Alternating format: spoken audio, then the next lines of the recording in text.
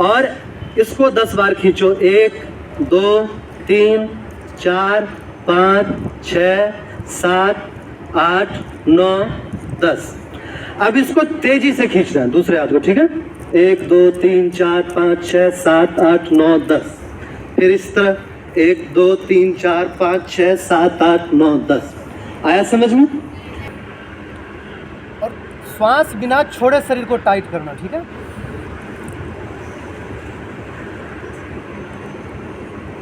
इतनी जोर से खींचो शरीर को कि आपका हाथ थर्राने लग जाए। जानबूझ के नहीं हिलाना है। जब आप टाइट करोगे, बहुत तेजी से टाइट करोगे, तो अपने आप हाथ जो है कांपने लग जाएगा। इतना जोर से टाइट करना है। जिन लोगों का चेस्ट नहीं निकलता है ना,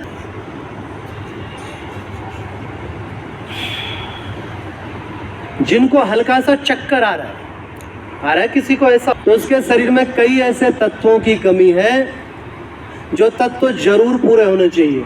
देखो ये बताते हैं ना, कोरोना हो गया है या बीमारी हो गई है, कैसे पहचान करें। पहचान करने के लिए बहुत साधारण तरीके, बहुत साधारण उपाय है। ये तरीका है, आप सभी समझ लेना, ये तरीका है कि आप स्वस्थ हो या नहीं हो ये पहचानने का। टाइट करो शरीर को। अगर चक्कर आ गए, कमजोरी आ गए, आंखों के सामने अंधेरा छा गया, मतलब ये है कि आप स्वस्थ नहीं है, ठीक है। अभी हमने 2-3 बार करवाई है। जिनको चक्कर आ गया उनके लिए कुछ उपाय भी बताऊंगा कि उनको शरीर को कैसे मेंटेन करना है ताकि उनको ताकत आए। अच्छा, इसका अगला स्टेप और देख लो। उसके बाद जो स्टेप है वो बैठ करके होगा। करके फिर टाइट कर रहे थे। अब श्वास पूरा छोड़ करके रोकना और शरीर को बिल्कुल ढीला छोड़ देना, पेट भीतर घुसा करके, ठीक है। करें, चलो श्वास छोड़ दो, पेट खींचो।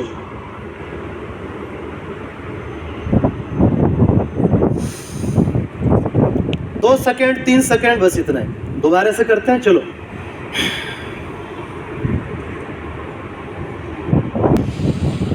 ले लो सांस, एक बार और।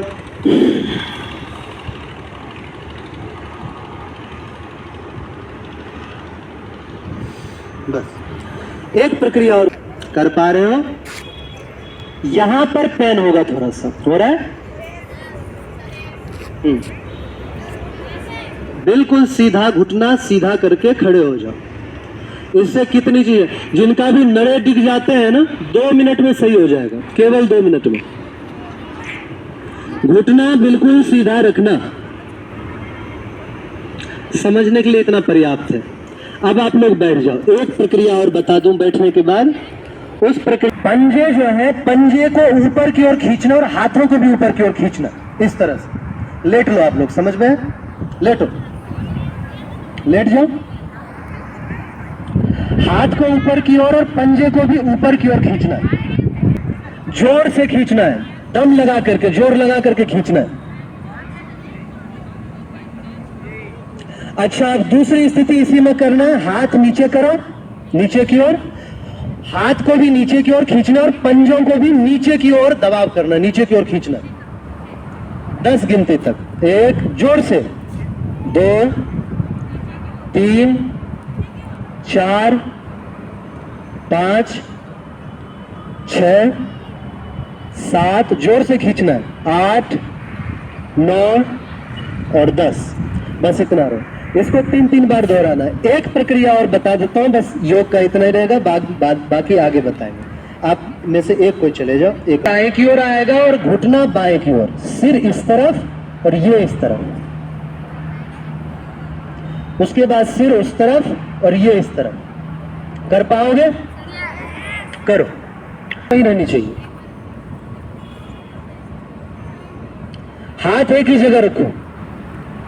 अरे तुम तो सो ही गए, सो मत। हाथ एक तो सोने के लिए थोड़ी बोल रहा हूं।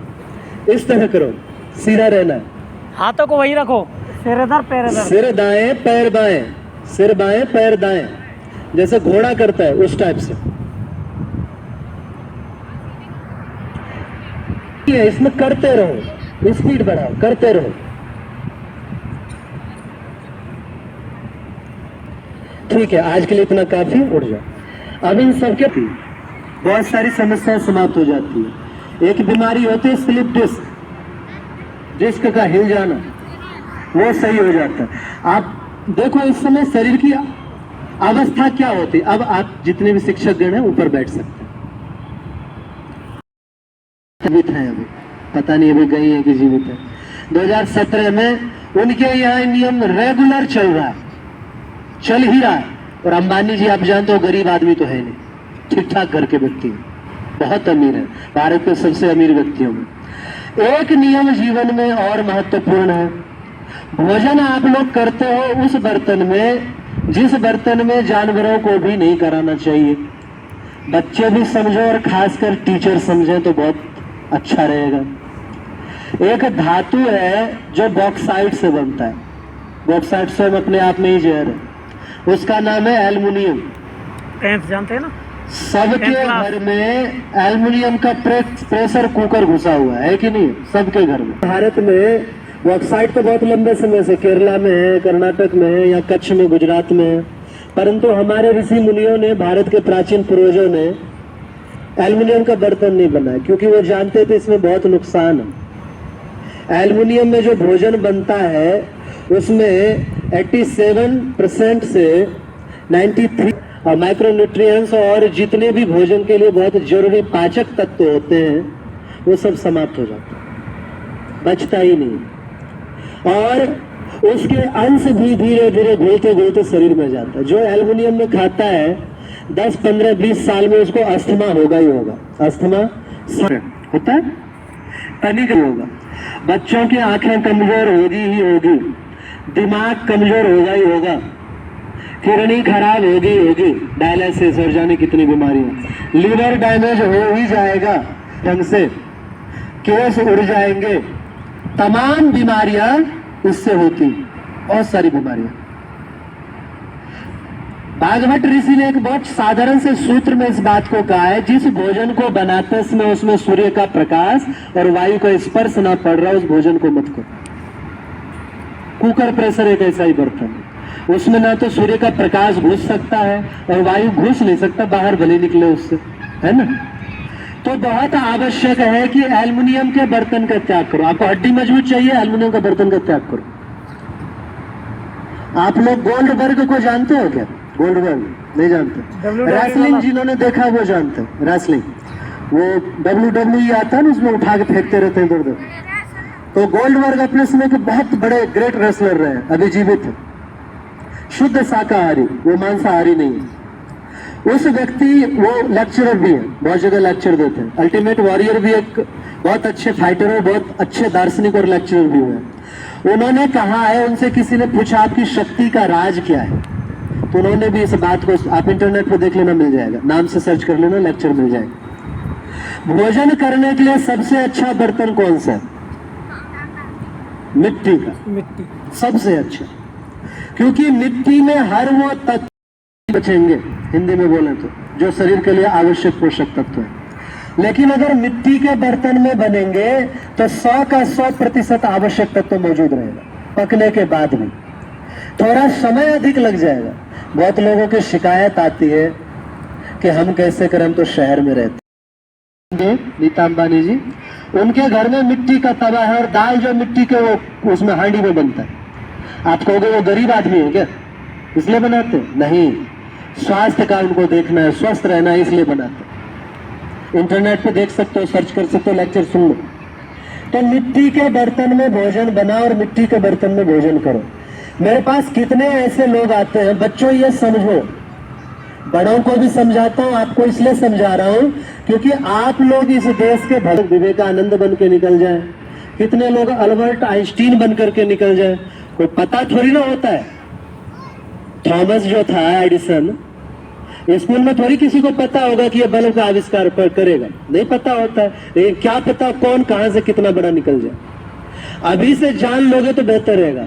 जितने शुगर के मरीज हैं, शुगर जिनको बीमारी है, जो इंसुलिन लेते हैं, इंजेक्शन ठुकवाते रहते हैं, कितने मेरे पास आते करना आरंभ कर दो, 4-6 महीने में उनका रिजल्ट अच्छा आ जाता है।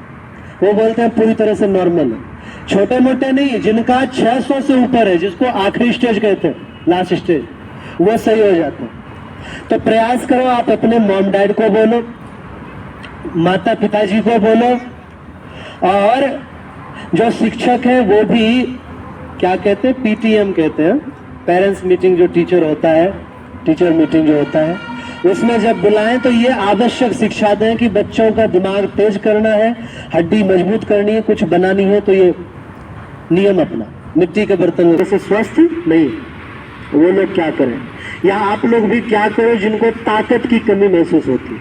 कुछ बच्चे होते हैं जिनका वजन ही नहीं बढ़ता, कितना भी खाओ, कुछ भी खाओ, आधा किलो का आधा किलो, बहुत दुर्बल। जिन लोगों को वजन बढ़ाना है वो भी ये पालन कर सकते हैं। हमारे उसमें जुड़े हुए हैं ग्रुप में कुछ लोग, 2 महीने के भीतर 20 किलो से ऊपर वजन बढ़ा, 2 महीने के भीतर, तो बहुत आसान है उस दिन। कुछ भी ज्यादा रुपया खर्च करने की जरूरत नहीं। मिस प्रिया है, अहमदाबाद की है, टीचर है, 28-30 साल उनकी उम्र है। उन्होंने बताया उनका कभी वजन जो है 43-44 किलो से ऊपर बढ़ा ही नहीं। हाइट बढ़ गई, वजन नहीं बढ़ा। डॉक्टरों से तमाम चीजें ले ली, बॉर्नवीटा पी लिया, जाने क्या क्या पी लिया, कोई लाभ नहीं हुआ। ये उपाय कर सकते हो, आपके बड़े बुजुर्गों ने किया, ये बता के फिर समाप्त करेंगे हम। उड़द, उड़द ही कहते हैं आप सभी, काला काला उड़द की दाल, इसको 2 टुकड़ा कर लो। उड़द की दाल को 2 टुकड़े कर लो, मतलब छिलका वाला दाल, बिना छिलका कर। उड़द की दाल लो, कितना ले, 50 ग्राम 100 ग्राम। आप माताएं ध्यान रखें, क्योंकि आप लोग जान जाएंगे तो बहुतों को जना सकते हैं, बच्चों को बता सकते हैं, उनके पेरेंट्स को बता सकते हैं, परिवार वालों को। उड़द की दाल 50 ग्राम 100 ग्राम लिया और उसको दूध में डाला और उसे पका दिया। जब वो ठंडा हो जाए उसमें गुड़ मिला दिया, बस इतना सा औषधि है, इतनी सी ही दवाई है। वजन तौल लो, 1 महीने में 10 किलो भी वजन बढ़ सकता है, ज्यादा भी बढ़ सकता है। जिनको ताकत चाहिए, जो गरीब बच्चे भी हो, ये पालन करना चालू। आप जानते हो मार्शल आर्ट में ऐसे ऐसे कसरत आते हैं जो बहुत भयंकर होते हैं, करना मुश्किल होता है। जैसे इसके ऊपर डिप्स मारना, हाथ टूट रहा, देखो बिल्कुल हड्डी हड्डी सूख गया पूरी तरह से, देख लेना इंटरनेट। क्यों सूख गया? क्योंकि उसका कोई उपयोग नहीं रहा, कोई उपयोग नहीं करते, सूख जाता है। खैर मैं उसको बहुत बड़ा नहीं मानता हूं, क्योंकि वो चिलम पीता है, क्या सिद्ध मानूं उसको मैं, लेकिन ले रखा है नियम, तो ले रखा है।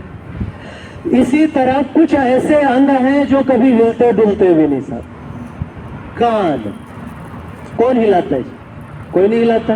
कभी कभार किसी का हिल जाए वो अलग बात है, नहीं हिलाता। दूसरा, चेहरे की ये मांसपेशियां अपने आप तो नहीं हिलता ना, बात करने से ये तनिक बहुत हिलेगा, ये नहीं हिलेगा। झुर्रियां कहाँ पड़ती हैं? यही पड़ती है सबसे पहले, पड़ती कि नहीं पड़ती? आप इंटरनेट पे देखना, जो बात बता रहा हूं सच है कि नहीं। इसको हिंदी में कहा जाता है मुख त्वचा अनुबंध। जीवन भर सुंदर रहने का एक ही उपाय है, जीवन भर गालों की लाली नहीं जाएगी, जीवन भर होठों की लाली नहीं जाएगी, जीवन भर झुर्रियां नहीं पड़ेंगी। बस एक छोटा सा उपाय जापानी महिलाएं करती हैं। क्या करती हैं? 3-4 चीजें। एक तो इसको काटने को क्या कहते हैं? चुटी काटना, चिउटी क्या कहते हैं? चिकुटी, चुकटी, चुकटी काटना। ये जो चुकटी काटना होता है ना, ये पूरे फेस पे करो, थोड़ा थोड़ा पूरे फेस पे, 1 मिनट भी समय नहीं लगेगा, पूरे फेस पे। अरे करो पूरे फेस पे।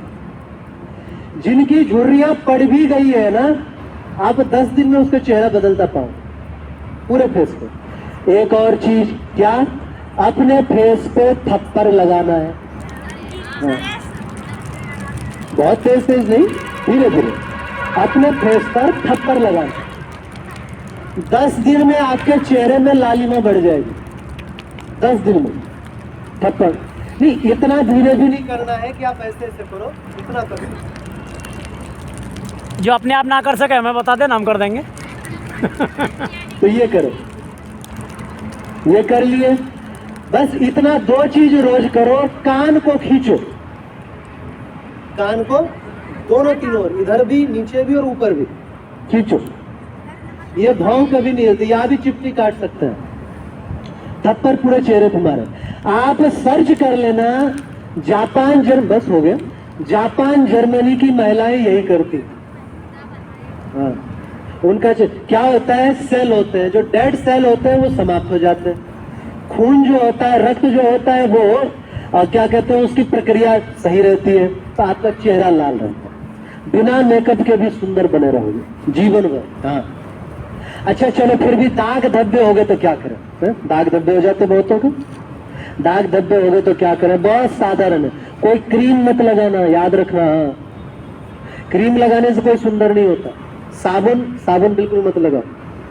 साबुन लगाने से स्किन के रोग होते हैं, बहुत अच्छा जो नहीं लगाते। आप देख रहे हो तो, अगर न्यूज देखते हो तो अब खबर आने लग गया है शैम्पू से कैंसर होता है। आप लोगों ने न्यूज आई थी ना, उस दिन न्यूज में बताए थे, आज तक में भी आया, जी न्यूज पे भी आया, हर न्यूज पे आया। शैम्पू और साबुन से कैंसर होता है, कैंसर। जो शैम्पू प्रयोग करेगा उसे रूसी की समस्या जरूर हो जाएगी। कोई कहेगा रूसी, सफेद सफेद प्यास होता है, प्यास, वो हो ही जाएगी। डैंड्रफ कहते हैं इंग्लिश में, तो ये हो ही जाएगा। कुछ लोग कहते हैं वो लगाने सही रहता है, लगाने सही नहीं रहता है। जब आप प्रयोग करते हो 4 दिन छोड़ के देखो, पता चल जाएगा आपको, सिर में प्यास भर जाएंगे, केस झड़ने लग जाएंगे, बाल सफेद होने लग जाएंगे, और भी बहुत सारी समस्या। तो इन सभी समस्याओं को एक इलाज बता रहा हूं, चेहरा सुंदर रहेगा, दाग धब्बे मिट जाएंगे, चेहरे में लालिमा बढ़ जाएगी, बस एक छोटा सा होता, और कोई खास खर्च नहीं। हर किसी के घर में गाय भैंस तो जरूर होंगे, प्राय गांव के जो होंगे, और नहीं होंगे तो ला सकते हैं। खल ले आओ, खली कहते हैं, खर कहते हैं, जो भैंस को खिलाई जाती है ना, भैंस को, वो खल ले आओ, खली वो ले आओ, और ले करके उसे ज्यादा नहीं 10-15 ग्राम, माताएं भी ध्यान रखें, बहुत अच्छा उपाय है। जिनको भी बाल झड़ने की, केस झड़ने की समस्या आती है, पालन करें। देखो, मेरे बताए हुए नियम पालन करोगे तो जिनके झड़ जाते हैं उनके भी वापस आ जाएंगे। प्रमाण के रूप में आचार्य नटवर सिंह बड़गुजर जी, इनके केस जो देख रहे हैं दोबारा उगे हैं। आप लोगों ने जिनको रेगुलर देखा होगा, पहले का आपका देखा है, नियम पालन करो बस। आचार्य जी तो प्रमाण है इस बात के। क्या करना है, वो खल लाओ, खल कहते हैं, खर कहते हैं, क्या कहते हैं, खर, तो खर ले आओ, 50 ग्राम खर या 20 ग्राम खर, 2-4 चम्मच उसमें दूध डाल दिया, इतना ही जितने में भीग जाए, और आधी चम्मच हल्दी, हो गया तैयार। क्या करना है, जिनके सिर में प्यास है वो सिर में थोड़ा सा लेप जैसा लगा दी, केस की जड़ों में पहुंच जाए, बस। हा? इतना ही लगा लिए बस, और लगा करके 5 मिनट बस रहने दिए। 5 मिनट के बाद धो दिए, साधारण, कोई शैम्पू लगा के नहीं, साधारण ही धोना। वो बहुत महीन होते हैं तो अच्छी तरह से धोना, वो रहना जाए। सप्ताह में 1 बार कर लोगे, पर 1 महीने तक, मतलब 4 दिन केवल, सिर का प्यास जीवन भर के लिए खत्म, जीवन भर के लिए खत्म। फिर अगर आवश्यक भी हो तो महीने में केवल 1 बार, बस। शैम्पू की कभी कोई जरूरत नहीं। बोले तेल लगाते हैं तो क्या करें? तेल याद रखना, देखो पढ़ाई तो नित्य होगी आपकी, पढ़ाई के पक्ष में तो मैं भी हूँ, मैं भी प्रोफेसर रहा हूँ, मैंने भी यूनिवर्सिटी में पढ़ाई और ऐसे भी बच्चों को ट्यूशन पढ़ाया। आज लेकिन थोड़ा सा समझने में समय लगा दो, पढ़ाई रोज होगी आपकी। जो आप तेल यूज करते हैं ना मार्केट का, आंवला तेल और जाने कौन कौन, सबसे घटिया चीज है। आपके बाल बहुत जल्दी झड़ने चालू हो जाएंगे। माताएं इस चीज को फील करती हैं, गुच्छे के गुच्छे बाल निकल के आते हैं, कंघी लगाते हैं गोल गोल से। अब तो प्रयोग भी खत्म हो गया। पहले तो उन बालों का वो सोन पपड़ी मिल जाता था, बच्चे बेच भी लेते थे, अब वो भी नहीं आता। तो आता है, तो इससे बच सकते हो। हाँ, तेल से बचो। कौन सा तेल लगाएं? सिर में केस लगाना, सरसों तेल सबसे उत्तम। दूसरा नारियल का तेल।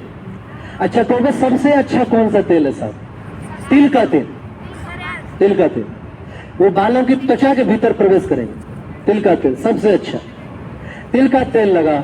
आप कोई कहता है कि गंध आती है, गंध आती है तिल के तेल से हल्की। तो आज के विद्यालय में ब्रह्मचर्य योग के सत्र को आज यहीं समाप्त करते हैं। अगले 15 दिन बाद ब्रह्मचर्यों का दूसरा सत्र प्रारंभ किया जाएगा। वो भी लगभग 1 घंटे की क्लास होगी। तो आप अगले सत्र के लिए तैयार रहें और ध्यान रखें, आप जब अगला सत्र प्रारंभ होगा तो उसके लिए नीचे बिछाने के लिए अपना कुछ कोई वस्त्र लेके आएँ, कपड़ा लेके आएँ, क्लॉथ लेके आएँ, बेड शीट टाइप की कोई भी हो जिस पर आप नीचे बैठ के योग क्रियाएँ सीख सकें और ज्ञान ले सकें। बाकी अगले सत्र में मिलते हैं। जय हिंद।